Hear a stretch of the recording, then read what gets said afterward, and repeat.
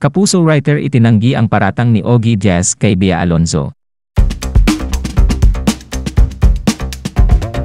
Kapuso Network Insider itinanggi ang ibinalita ni Ogie Diaz tungkol kay Bea Alonzo. Si Kapuso TV head writer na si RJ Nuevas na mismo, nanggaling na walang katotohanan ang balita ngayon tungkol sa mga reyna ng Kapuso Network na sina Bea Alonzo at Marian Rivera. Napapabalita kasi ngayon na second choice lang umano si Bea sa mga TV projects na ibinibigay sa kanya ng GMA Network. Kay Marian daw kasi unang inaalok ang mga projects, at kapag nag-decline ang Kapuso Primetime Queen, ay saka palang umano yon i-offer kay Bea. Nagmula ang chismis na ito sa usapan ni Ogie Diaz sa online show nilang Ogie Diaz Showbiz Update kamakailan. Napag-usapan nila roon ang isa umano sa dahilan ng hiwalayan ni Bea at Dominic Roque, ay dahil gusto raw ng aktres na maging grandioso ang kanilang magiging kasal. Naihalimbawa pa nga ni Ogie ang grand and star-studded wedding noon ni Dingdong Dantes at Marian Rivera na siyang gusto raw ma-achieve ni Bea.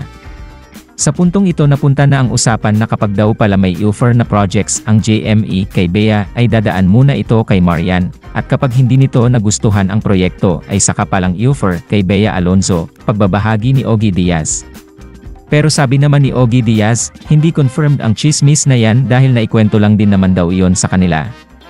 Nakarating sa isa sa mga head writers ng GMA7 na si RJ Nuevas ang balitang ito na kanya namang pinasinungalingan.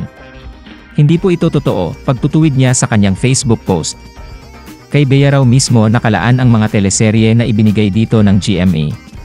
Hiningan po ako ng concept for Bea Alonzo, at ang naisip ko, at ipinasa, at naaprubahan ng mga boss ay ang Widow's War, paliwanag niya. Para po talaga kay Bea ang show at walang inalukan na iba. Ganon din po ang dalawa niyang naunang shows, pagtatapos ni RJ na ang tinutukoy ay ang 2 previous TV series ng aktres na Startup PH at Love Before Sunrise. Tila marami naman ang nakapansin na laging tinitira ni Ogie si Bea magmula nang lumipat ito sa Kapuso Network, na agad naman sinagot ng talent manager at showbiz reporter and vlogger, Anya, wala po akong galit kay Bea, feeling lang ng iba, sorry po sa mga na-offend sa mga ibinabalita namin. You can unfollow naman anytime, wag nang magpaalam, social media mo, hawak mo, decision mo. Komento naman ng isang fan kay Ogie Diaz, yung style niya is he will instill the idea and will use words like, hindi ko kinukumpirma, or ayon lamang ito sa narinig ko, hindi ko sinasabing totoo. If it turned out true, he'll claim it, heard it first from me. If at some point ma-question integrity niya sasabihin niyang, wala naman po akong sinabing confirm. His vlog promotes toxicity, sa totoo lang.